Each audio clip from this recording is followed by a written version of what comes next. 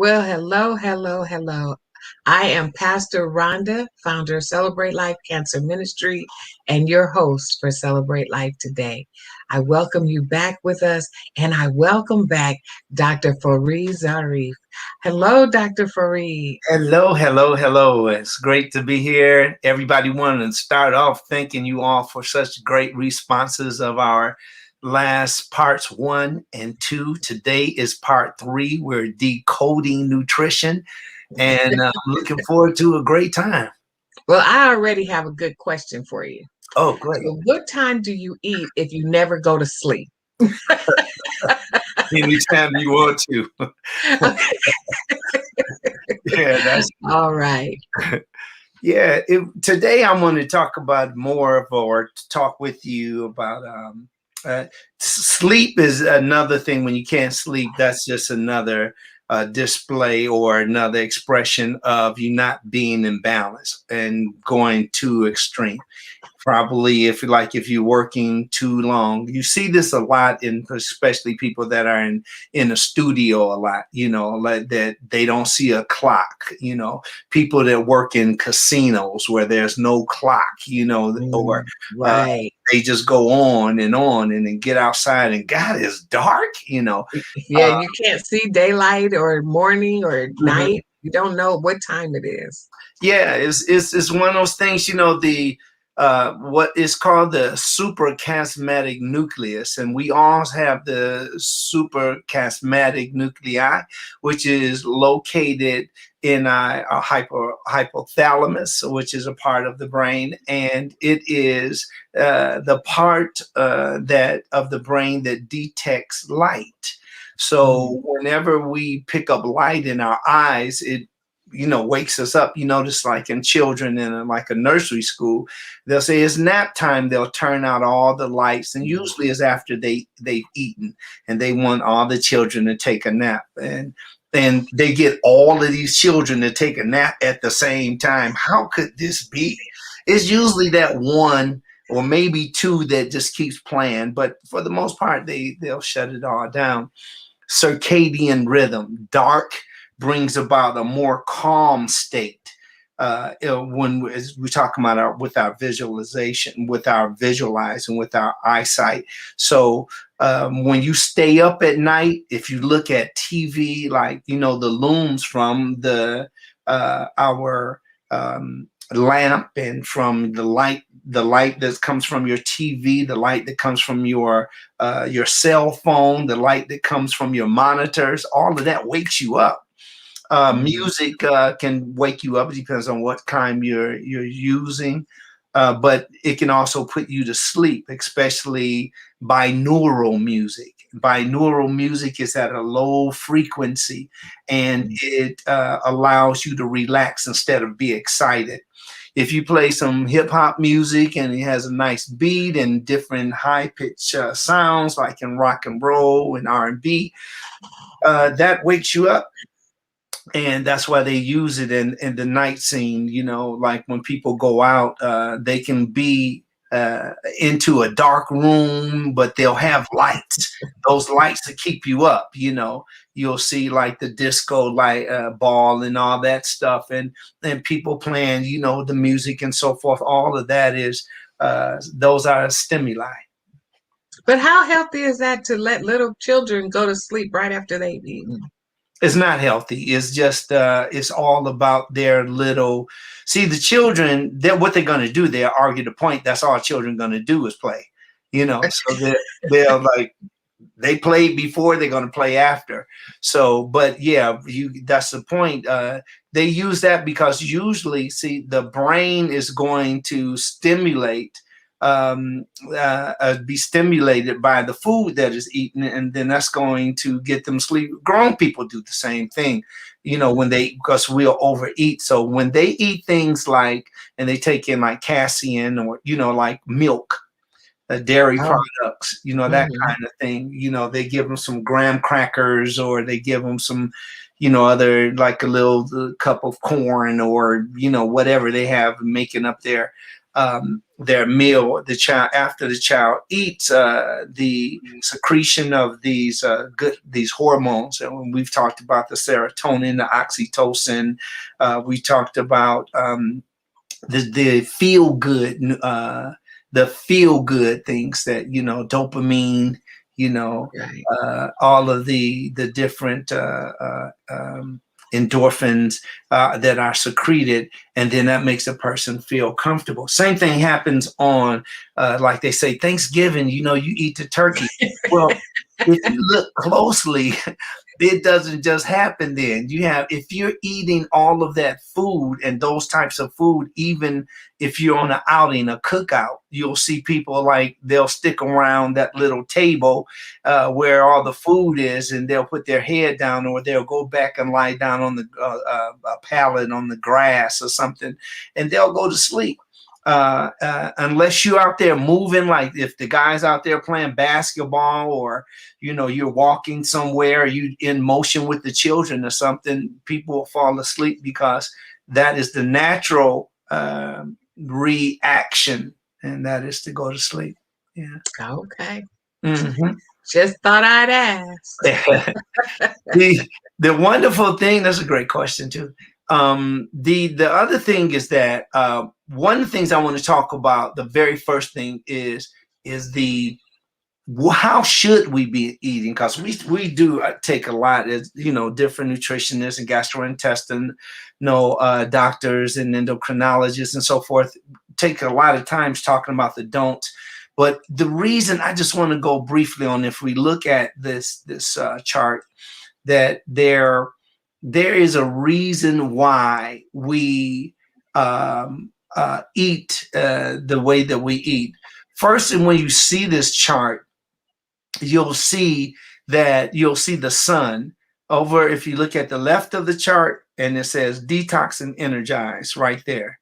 So detox and energize, does that mean? That means that the food that we eat during this time is connected with it should be in harmony with just waking up. Okay, I'm going to pull up another one. You can't see this, but I am just going to give you an idea of what the body is doing at these times. If you waking up like at let's say an early time, like let's start from 12 a.m. 12 a.m. most likely you're still asleep. You should be anyway. And then about 2 a.m., this is the time of your deepest sleep. In other words, like if you get to bed, this is only on the premise that you do get to bed around 10 p.m. And if you get to like 10 p.m., even 9 p.m., I go to bed sometimes even earlier than that. But this is very important. Like right when you're going to sleep, this is when your body is secreting melatonin. So you have a melatonin secretion. You sleep all the way through. You pass the 12 a.m. And then about 2 a.m. you get the deepest sleep. You continue to sleep about 4:30 a.m. This is when your body has the lowest body temperature. This is when you are maxing out at how cold your body's going to be doing this process of sleeping. And then about 6 a.m. to 6:45, about 6:45, you're going to have the sharpest blood pressure rise. So all of this stuff, this is how the human body works. At 7 a.m., you have a melatonin secretion. Now, remember earlier I talked about the melatonin secretion, but this again is what the body does to stay calm. And this is again what the body naturally does. The brain isn't just up there just for, thinking. It does other things. It does a lot as far as manage our feelings, our senses and so forth. About 10 a.m. in the morning, this is where you have the highest alertness. Then your largest meal should be about around 12. And then you are going to have your best coordination and balance is about 2:30 p.m. About 3:30, you're going to have your fastest reaction time. About 5 p.m., you're going to have your cardiovascular efficiency and muscle strength. See, all of this stuff, if we follow this, we'll have a better idea how to treat ourselves. About 6 p.m., which is like most people's cutoff time to eat, this is where you have your highest blood pressure. So it is conducive not to eat a large meal at the end of the day, because you increase the risk of heart problems. You increase the risk of thrombosis, which is a traveling blood clot. You increase the risk of stroke. All of those things increase when you eat that large meal at the end of the day. So we come back to the chart over here. We look at detox. So this is the first meal in the first hour. Now, we've been taught breakfast, lunch, and dinner. It's real convenient, but breakfast, lunch, and dinner is founded by farmers with deep pockets, people that want to sell you eggs and milk and cheese and all of those things. They want chickens and so forth. They want to sell you those things. As a matter of fact, now since we've been over the last decade, we've been over more than the last decade in America. In order to feed America with chickens, this is just chickens alone, America has to slaughter 25 million chickens per minute. Every 60 seconds, there has to, in order to feed America's appetite, over 25 million chickens are slaughtered. But now there's a shortage. You'll see that later on. People, if you haven't seen it already, people are talking about a shortage of chicken. What are we going to eat in the place of chicken? The whole taste in chicken, and when you eat the muscle of the chicken, that taste that you're tasting is uric acid. Uric acid comes from urea. Urea is a product of urine. So don't be surprised. I told y'all this 30 years ago. No. But you see, it's like all of the stuff that the stuff that we do, a lot of the things we'll find, they're very primitive. So when we eat these different, from these diets and all this, of course, they want to keep us very ignorant to it. There's a science, by the way, Egnetology. Egnetology is the study of ignorance. And this is like, we think that people just putting out products and then you just go buy it. There are scientists that study the reaction to and the selection process, along with the thought process that humans go through to buy whatever they're selling. So the more ignorant we are, the better off they are. Egnetology is the study of the absence of knowledge. And we just, this is good. I like this. This is healthy. No, it's not. The people are studying us just like they do like a guinea pig or something, to find out how do people react to certain things. And we become their lifetime customers in the meanwhile. So you said around 3 o'clock is if we were eating properly, then that is a enthusiastic energy time. For people to get up, about 6 a.m. If you get up about 6 a.m. But the average at work in the office, we would have a 3 o'clock, 3:30 meltdown time. Yeah. Because everybody was starting to go crash. That's right. So if we're supposed to be energetic, then the whole department is not eating properly. That is correct. And they continue not to eat properly. That's then when you have cardiovascular, and it's supposed to be your highest points for cardiovascular and muscular strength. But the foods that we've eaten before then, like things that people eat, they eat these artificial things, like artificial energy would be caffeine, for instance. And usually on most jobs, there's coffee plays a big part of it. Why? Because they want to keep you alert. They get to, you got to stay up, work, come on, produce, production. And what happens is when you eat, and if you eat a hefty lunch, for instance, the so-called lunchtime, and then you talk a little bit, you drink some coffee, you after you finish that, most people don't want to go back to work. They want to go in front of a TV, they are a recliner, sit back, and relax. Whereas we would actually feel better and perform better if we ate and then we took a little walk. We chat, we talked about the day or whatever it is. Like in some countries, a siesta, where you eat and then you take a break and then you go back to work and reopen later.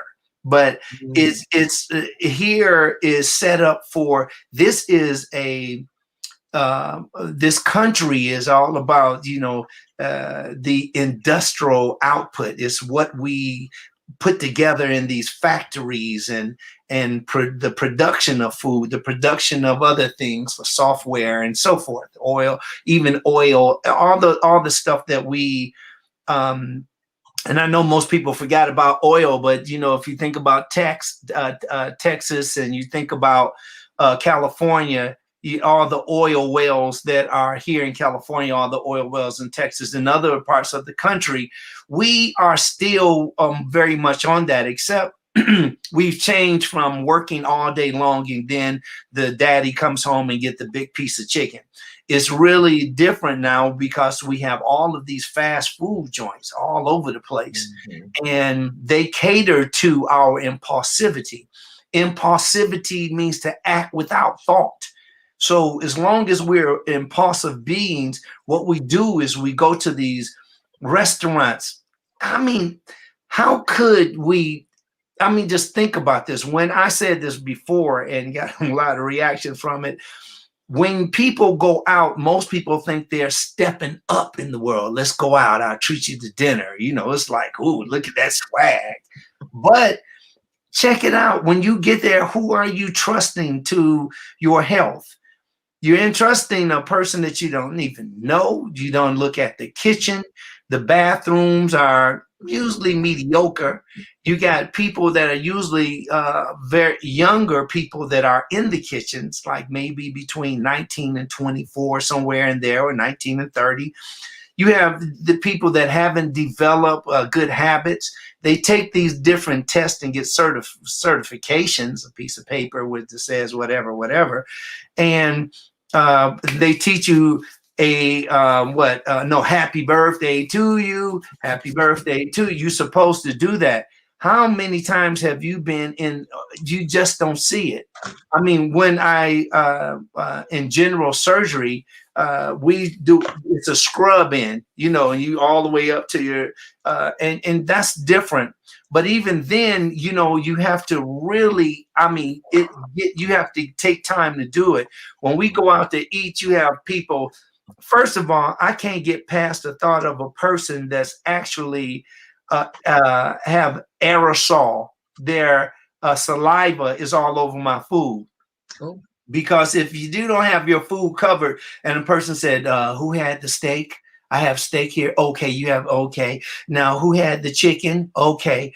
And then they have maybe another one right here, and they're like, okay, somebody had the spaghetti and meatballs. Anybody? Oh, it's only one person left. And there you can't see it, but there's an aerosol coming out of their mouth. And then we take it and then we talk over it. The people at the table are close in proximity.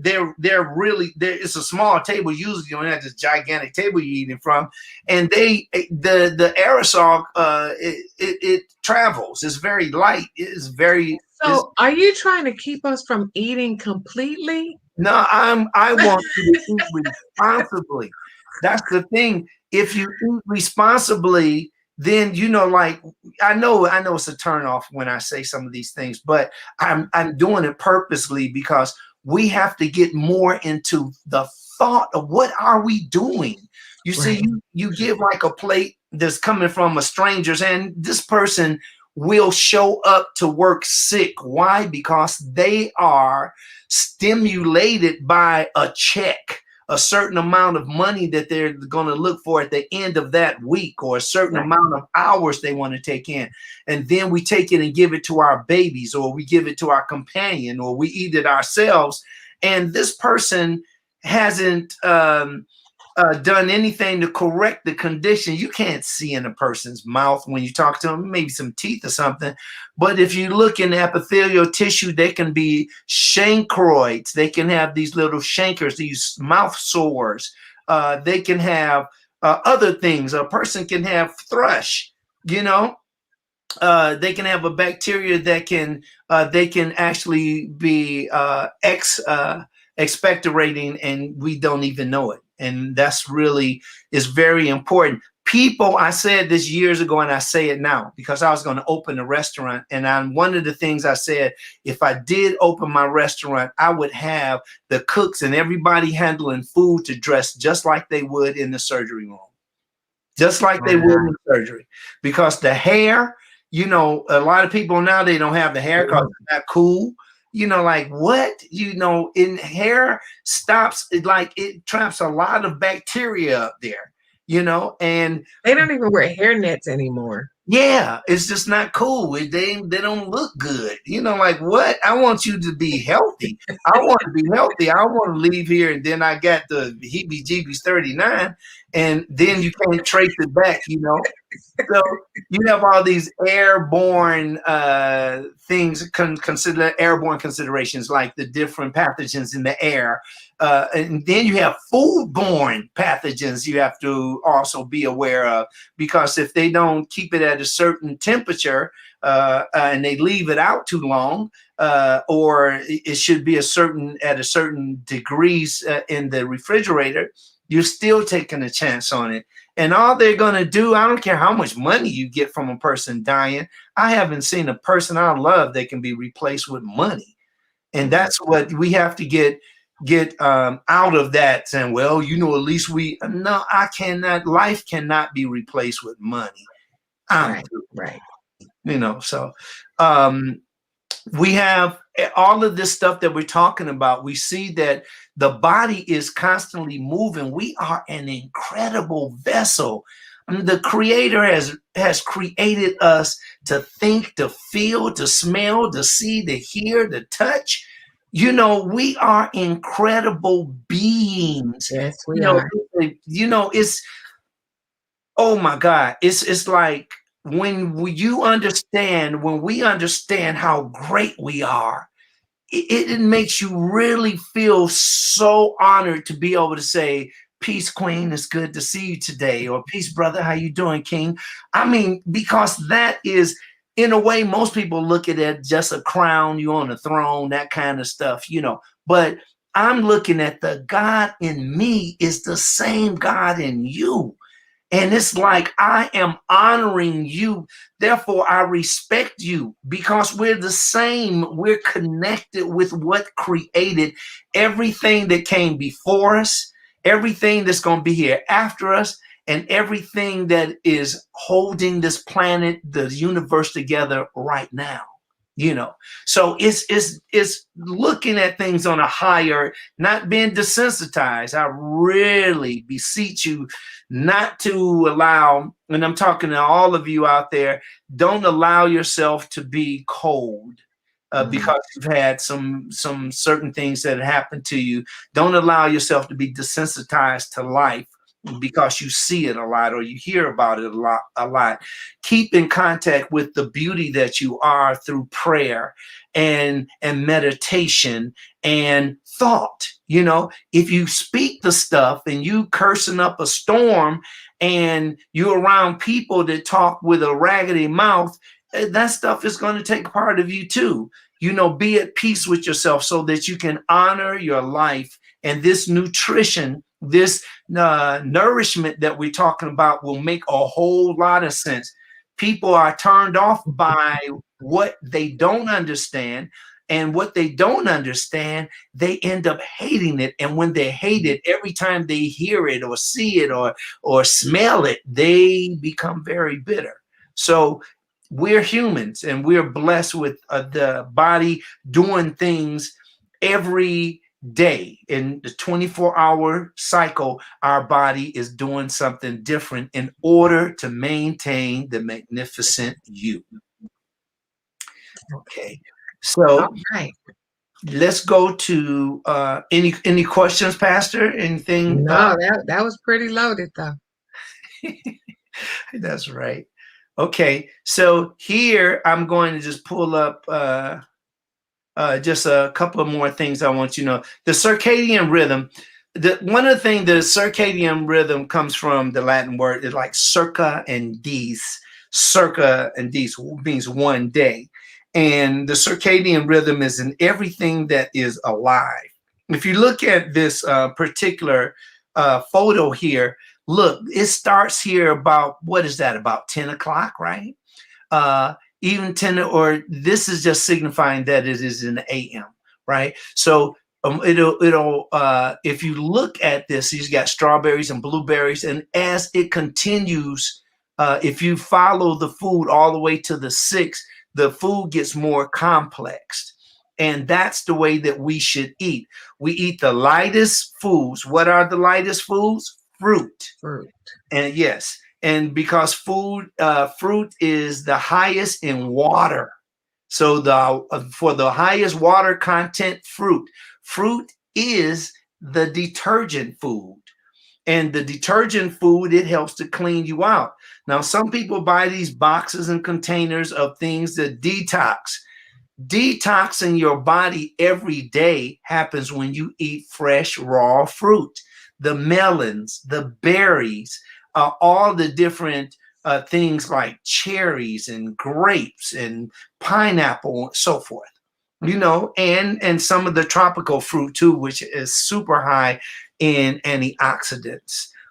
This is something that you really will give yourself a great service to your health. So let's So go to is that salmon or is that watermelon?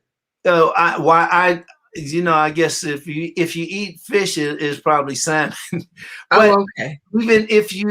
even if you look at it here early, protein should be eaten in your first 6 hours of the day. The protein dominant food. What we do when we can't sleep, a lot of us, we first of all, we eat our meals before we go to bed are too large. The second thing is they're the wrong foods. We should be eating carnative. That means that we should be eating grains. We should be eating cruciferous vegetables. Then that means a lot of different colors, nice leafy green vegetables, fresh raw vegetables, not cooked, because we cook too much. We cook most of what we eat. 95% of it, we cook it. So we need to do better than that. If you So want is the that like putting it in a salad? yeah, Kind of? Is that yeah, how we're going to eat this raw? Okay. yeah. So as you go on and you start off with something raw and you go to bed with the raw. You see, you wake up with the fresh raw fruit and you'll do a mixture. Some people put it in a smoothie, as long as you don't go over 3 servings. I want 3 servings to say 4 is like the maximum for people that have larger consumptions of calories. You know, if you're using a lot of energy, you know, some people go out and they jog in the morning. Some people Mhm. don't put anything in their body and they go out and they jog. Well, what Mhm. they're doing is they're using the sugar that has been stored in the muscle and in the liver. So as they run, they're using storage. So you've probably heard of glycogen, for instance. And we have what is called sucrose.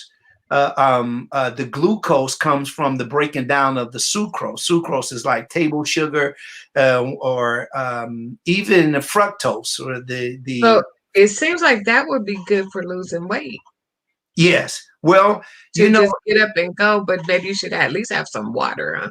well, you shouldn't remember. There's 2 things. One, when your body is cold, you burn sugar. 2, when your body is warm, you burn lipids. So lipids are those little fat cells, right? So that's the two things. When people just get up and they get going, is just, it's just like if we're saying, the difference between, all right, honey, get up, it's time to go to school, versus get out of that bed, and shock the crap out of somebody.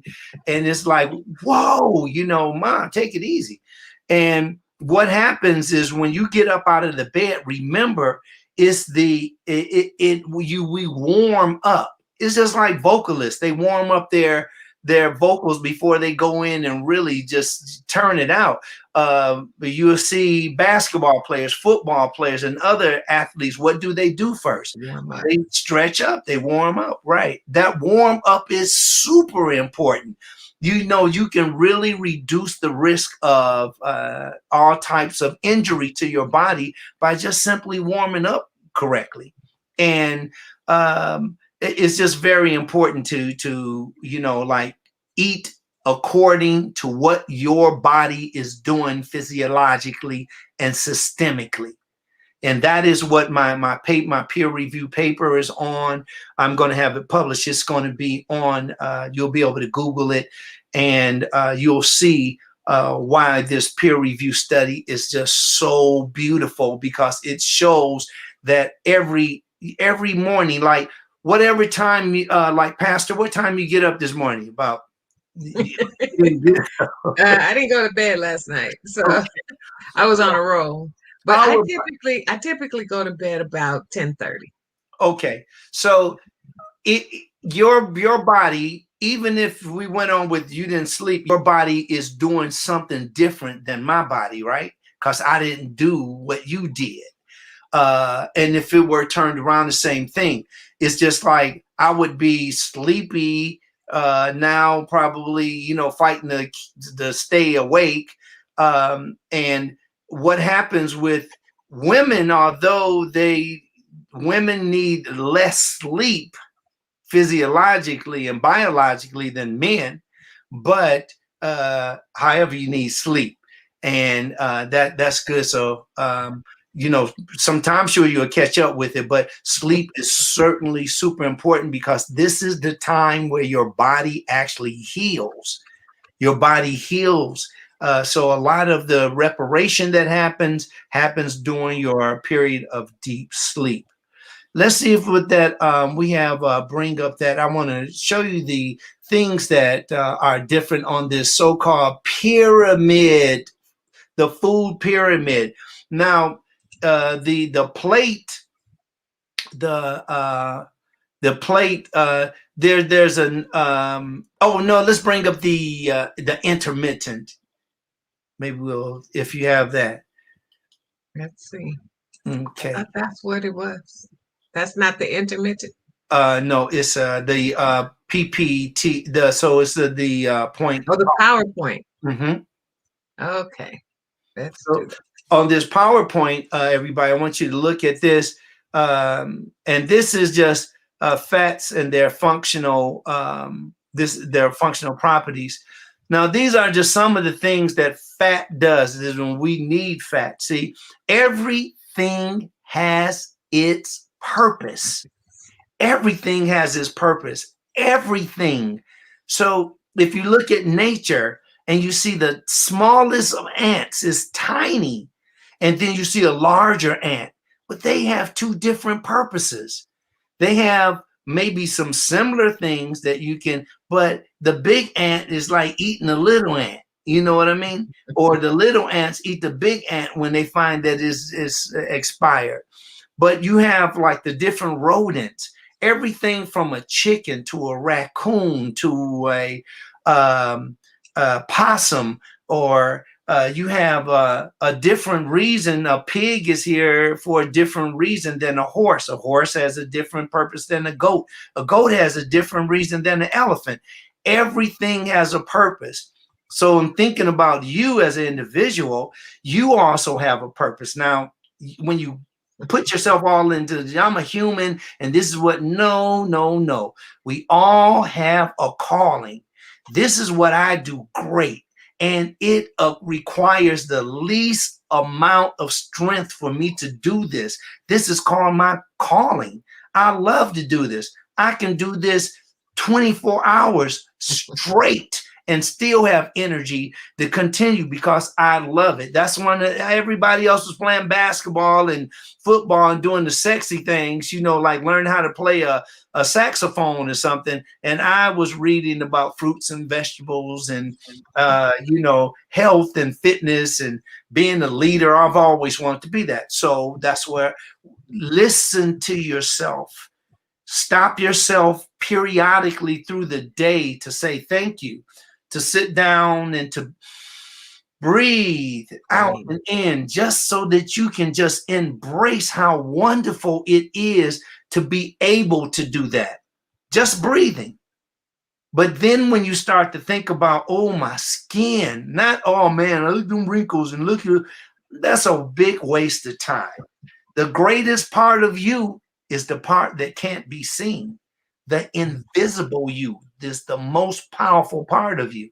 So when I'm talking about the nourishment, like when you go to church or you talk to pastor or you talk to people that can uplift that spirit, that is nourishment for your soul. So now you might come with your head down, but you leave with your head up.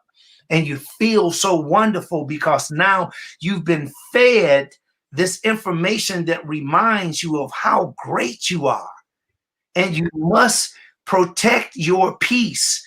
If you're around people, places, and things that aren't about nutrition and aren't about being a healthier you or feeling good, the ones that say, yeah, I know I feel bad every week. That's you know, we should call each other every Wednesday and every Friday. And that's when I really feel bad. People want that attention because they are not alarming them, or they're not alerting themselves to what needs to be done to change that way of thinking. So the stuff that we're talking about, we're not just talking about this is good for you and this is not. That's not really good enough. You have to know it. You have to really give it value so that you can choose better things to eat, better things to drink. This way, for those people that are all about whatever you're about, you can be here to enjoy the fruits of your labor. You can also have the energy in order to run such a magnanimous person as you are in the process of learning more about it or teaching more about it. So it's very important. The stuff that we're talking about is just incredible. There's a new uh, phrase that you're going to hear that I found it, and it is called rhythmic ingestion. And rhythmic ingestion just is just another way to say the times that you the proper food at the proper times. Now, sensory attributes. This is like all fats and oils have a unique flavor and aroma.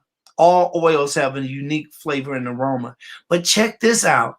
All oils have a specific reason. Now, most oils, the EFAs are essential fatty acids, right?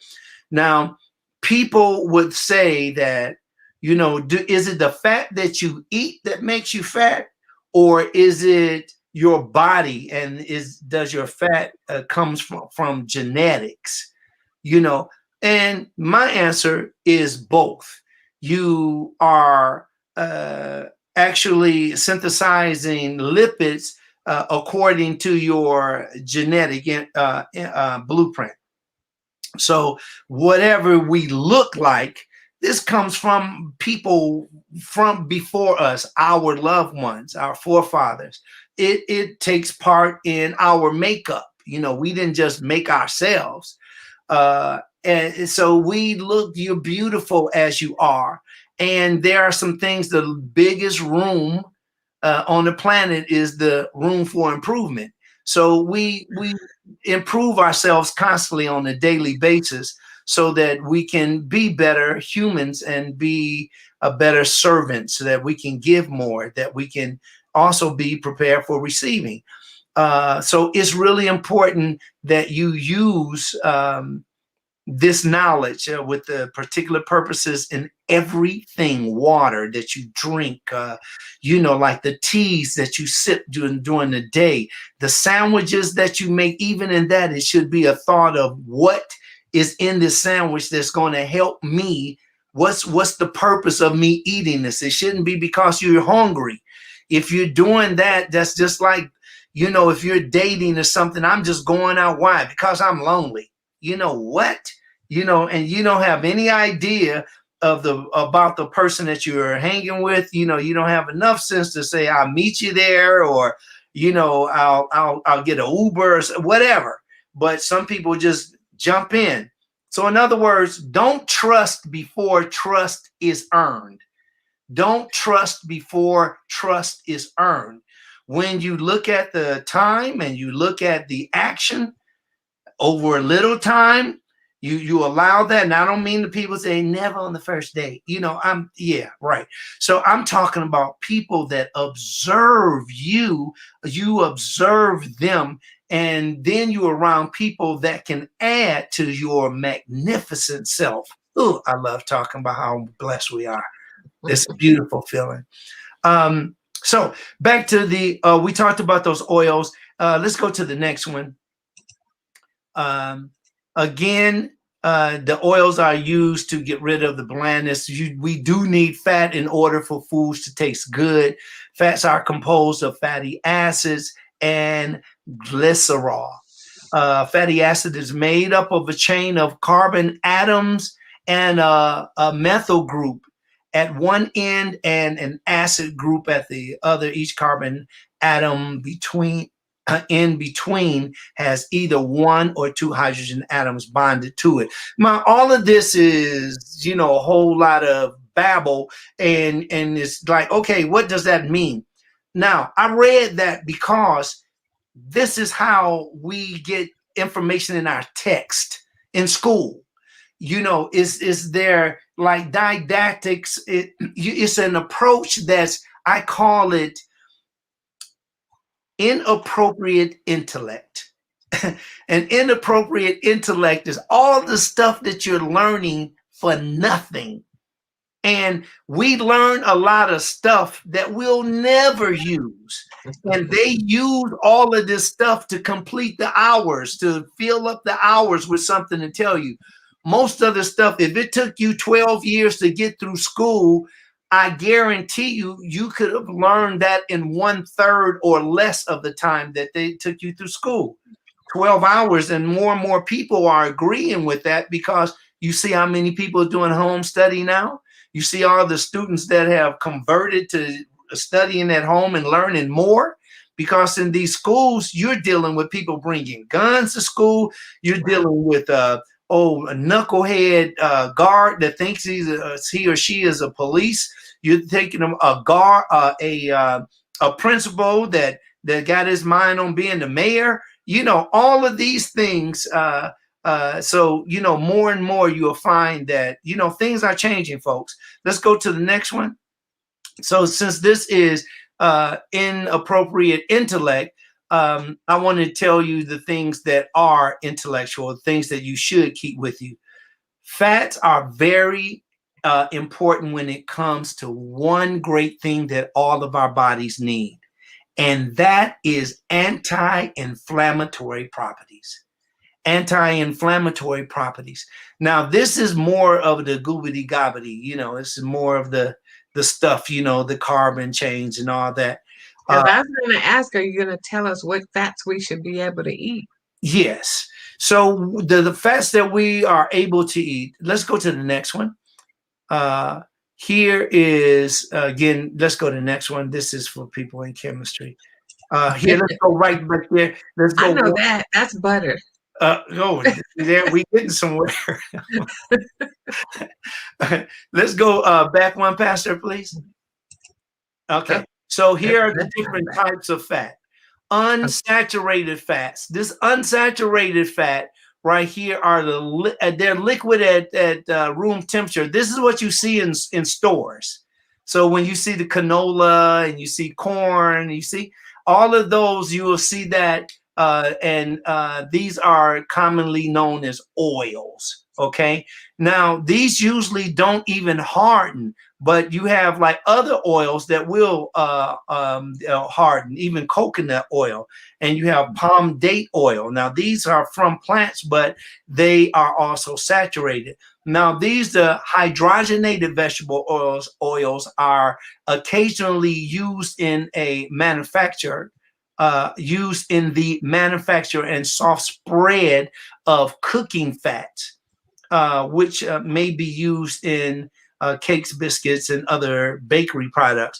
They also use vegetable oils to break down, like whenever you are going to maybe farmers market and they have the oils that smell good and you can take them and put them on your body. A lot of those oils are broken down with canola oil, or they're broken down with different vegetable oils, or they're broken down with a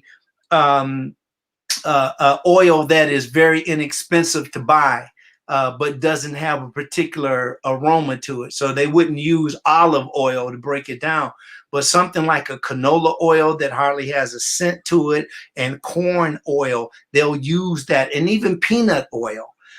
They'll use those oils, and it'll look like you have a big thing of the oil from gardenia or lemon oil or so forth, but is broken down, is cut. So the hydrogenated oil is when they make oil. They'll take this oil and they'll make it hard. They'll add a small amount of hydrogen to the oil, and this hydrogen will give it longer shelf life.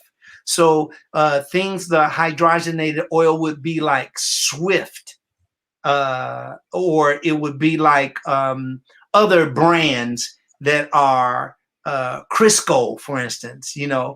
These are different oils that we used to leave on the stove, remember? And you take it right there, and then after you finish cooking, it gets hard, and you use it for something else. That kind of thing. That's still happening today. I used to see that and draw pictures in it when I was a little boy. And I was like, we get in trouble. Wow. But there you go. Let's go to the next one. So that's, remember again, everybody, that unsaturated means, again, those oils that do not get hard in room temperature. Okay, they maintain their liquid state. Now, partially hydrated oils, and now this is just partially, which are in most cookies and candies, and they're in biscuits, they're in all types of beans, canned foods, all of that, because again, this is they use these oils again to give it, not to give it you more human life, but to give it more shelf life. Wow. Partially hydrogenating vegetable oils are posed health risk. So they automatically give you health risk because they are harmful. They produce trans fatty acids. Trans fatty acids are those acids that are adulterated, meaning that they're changed. And the frying, for instance, when you take like a olive oil that may have a low smoking point, which means that it burns easily. So you take that and you put it into a hot skillet over 140 degrees. It's hot. It's hot. And what happens is then you forget about it, right? Sometimes you walk over there and it's all dark. It's all burnt. Well, that burnt, you should take that out and let that skillet cool off and then start from the beginning. Because if you eat that stuff, those are trans fats. Trans fats produce and proliferate cancerous or carcinogens, cancerous elements in your body, or it can also cause a triggering of cancerous processes. And this will be, who knows, it can be in your brain, it can be in your nose, it can be orally, it can be your ears, your stomach, wherever. That's how cancer works. And when it's all over, sometimes like it can stay in the blood, like leukemia. It can be all over your body, like multiple myeloma. But you should protect yourself by not that frying. When you stop frying your foods in that deep fryer. Now, if you're doing a little light thing with the vegetables and you're throwing all of those vegetables in with a little oil in it, not so bad, right? Because most of that is going to be absorbed by all those vegetables, and the water coming from those vegetables are going to change the process of using that oil. See, so you can do that, like when they do tempura. Tempura is usually deep fried. It's usually like when they use that deep frying, but you're looking at the vegetables and saying, hey, this is good. But the truth is that hot peanut oil that they put it in cause trans fats. So if you're frying, what about an air fryer though? air fryer is good. Yeah, that's way better. Way better. Some of the things like George Foreman's little whatever that is grill, and the air fryer, and also the countertop toaster is also better. You see, I'm not sure the convention or convection oven, I believe it's called. I haven't used one before, but I'm sure that there's something that, to improvement to the old way of just letting something get real hot, putting it in and then eating it. Because I know at least with the air fryer, I don't have to coat it with anything but the seasoning. Yeah. And this and then you're just getting the full flavor of it, whether it's sweet potato fries or chicken or whatever, and it comes out all nice and crispy. Yes, that's the thing, because you fried it in oil. Yeah, because I'm glad you mentioned that, because guess what? All vegetables, like all edible plants, they come also with it's called phytosterols, and phytosterols, it comes with the oil in the plant. So that's how we get peas or all these different type beans. Beans have oil. All these vegetables have oils in them. And when you're using that oven or you're using the air fryer, that reduces the chance of those trans fats. That reduces the chance of cancer. And cancer is, it's a hideous thing to face. Yes, it is. I can tell you for a fact. But we've come to the end of our time here today. I see we're going to have to pick up here in 2 weeks when we have session 4 and our last session for this season. I'm sure you will be back. But you wanted to talk about one of your products. Oh, yes. Let me put this up here. Thank you. This is my new product. I'll see if I can get it lined up right there. This is the IBW, which stands for Ideal Body Weight. And this is on executivelife.diet.com. This is a meal replacement drink, and this will help. You'll see the sisters up there with the beautiful celebratory colors on their face. This is my brand new Nutrition. It's about nutrition, and would like for you to go and check it out. We have it in Chocolux, we have it in Berry Nice, and we have it in Thriller in Vanilla. So that's So oh man, I miss Muhammad Ali. That was I never seen a human like that to this day. That man. Yeah. Man, incredible. So, go and check that out. So those of you that are between vegetarianism and vegan, this is vegetarian. This drink is vegetarian. So remember, you'll see it. And it helps you take your time as you going over to the other side, as it were. And those people that are not, if you just eat some of the standard American diet, this is still good for you to replace some of those meals. If you, especially doing weight management, you can actually have 10 to 12 ounces, just drink it down, and that you'll be good for an entire meal. And you do this once or twice a week and watch the incredible changes, because it also has Camoja in it. And this is Camoja is an herb that will help you. You've probably seen the whole name, Garcinia camosia, and Garcinia camosia. It actually helps you to break down fat. And this is just check it out. Look at the only 25 net carbs. It's only it gives What you. do you mix it in, water or what? Mhm. You can mix it in water, and you can mix it in the um, Almond milk? like almond milk and hemp milk and all those alternative milks. And those people that are still drinking regular milk, you can mix it in with that too, make a milkshake. You don't need to add any.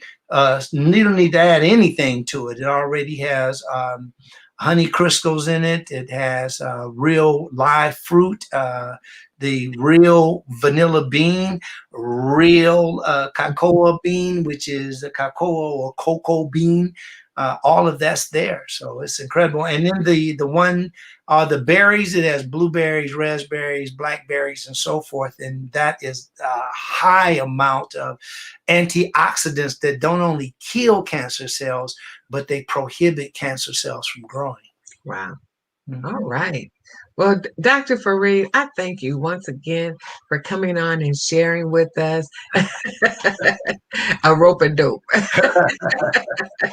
Oh, and surely that's what we need to do with our eating habits, to Yes, do the rope a dope and knock them out that's right. and to do better. That's right. Um, but as we always say, as we close our show, choose life, and we will see you next time. See you next time.